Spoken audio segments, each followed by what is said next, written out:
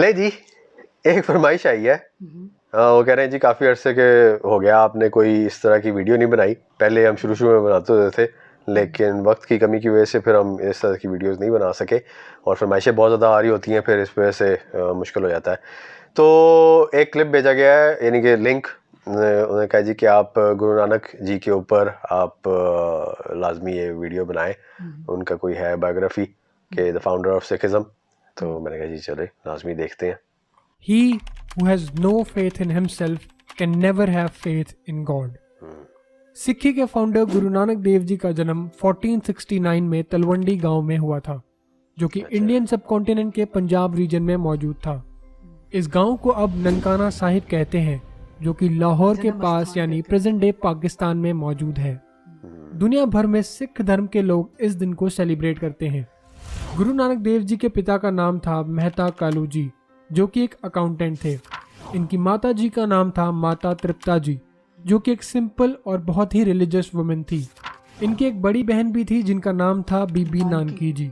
बहुत कम उम्र से ही ये बिल्कुल साफ हो गया था कि गुरु नानक देव जी एक बहुत ही एक्स्ट्राऑर्डिनरी चाइल्ड थे। बचपन में जब भी कोई गुरु नानक देव जी से डिवाइन मैटर्स पर चर्चा करता तो गुरु नानक देव जी उन्हें अपनी नॉलेज से हैरान कर देते। ये देखकर इनके पेरेंट्स और टीचर्स भी बहुत सरप्राइज थे। बचपन से ही इन्होंने कभी किसी सुपरस्टिशियस रिलीजियस रिचुअल्स में हिस्सा नहीं लिया और हमेशा गलत सोसाइटल प्रैक्टिसेस जैसे कि कास्ट सिस्टम के अगेंस्ट खुलकर बोला।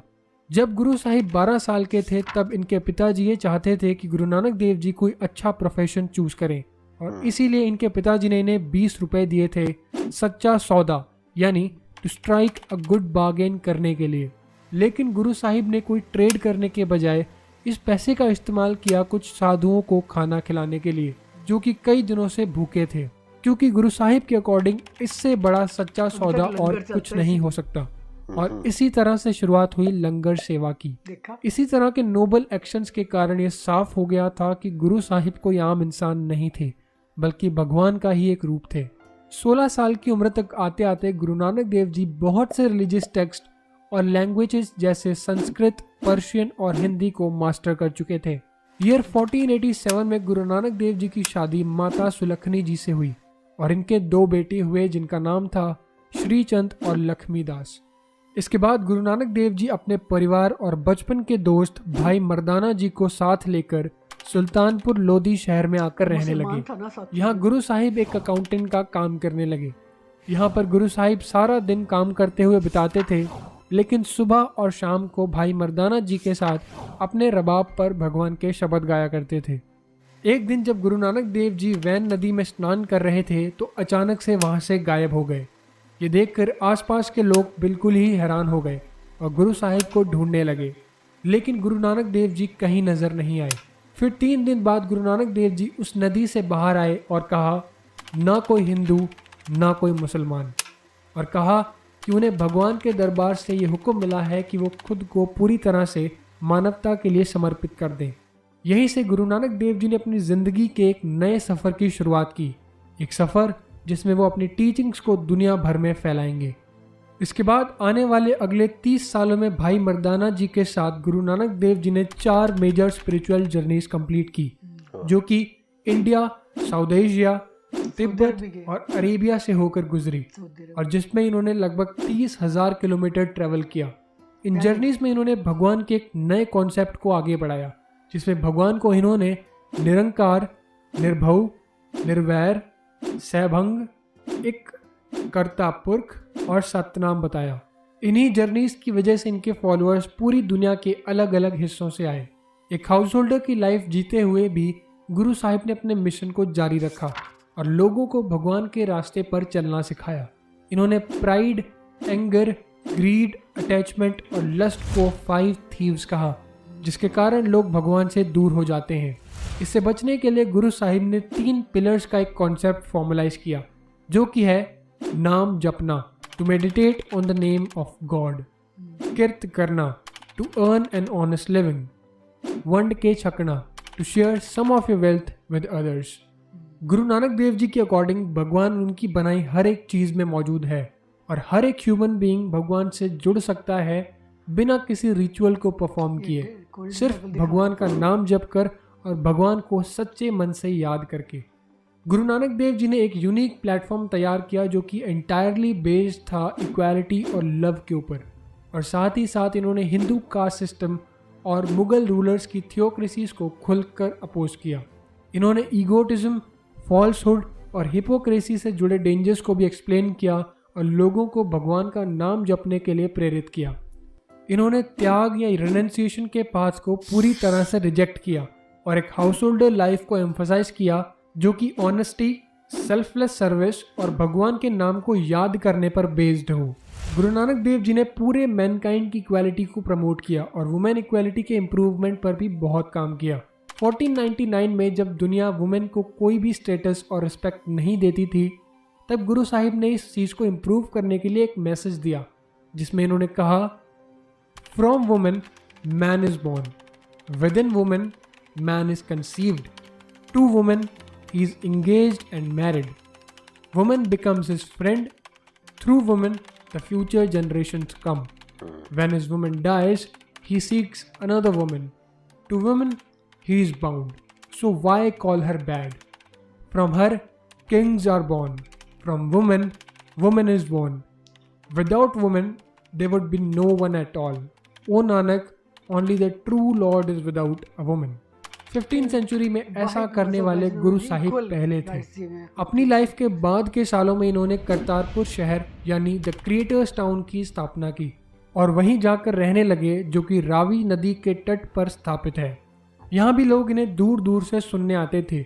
हालांकि इनके फॉलोअर्स अलग अलग धर्म और जाति से बिलोंग करते थे, लेकिन वो खुद को सिख कहने लगे।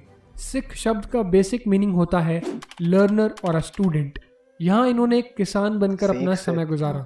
यहाँ भी इन्होंने लंगर सेवा को आगे बढ़ाया और लोगों को एक साथ बैठकर लंगर छकने के लिए प्रेरित किया, जिससे कि सभी लोगों में इक्वालिटी बनी रहे, irrespective of their social and economic status.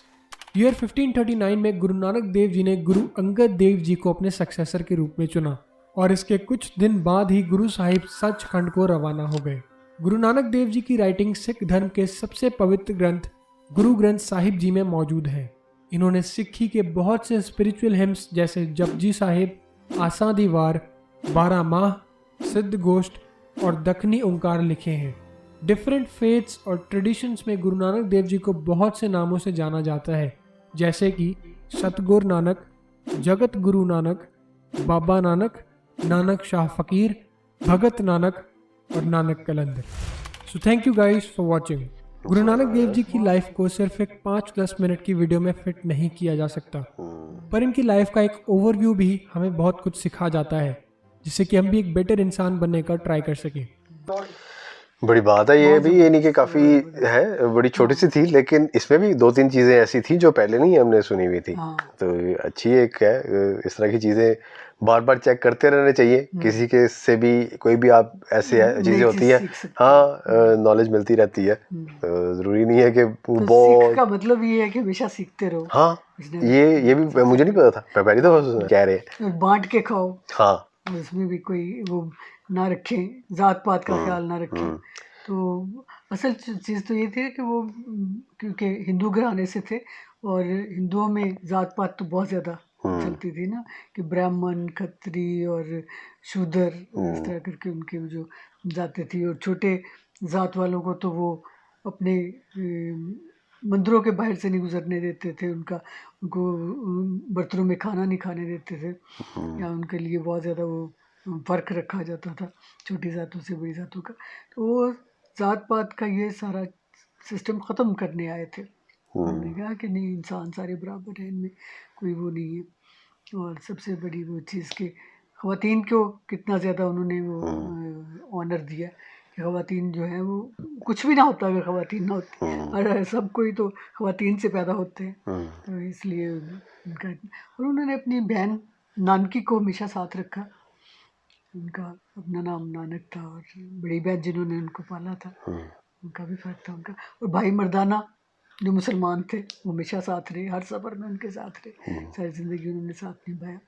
तो बहुत ज़बरदस्त बड़े लोगों की ज़ाहिर है बड़ी करामात और बातें होती हैं।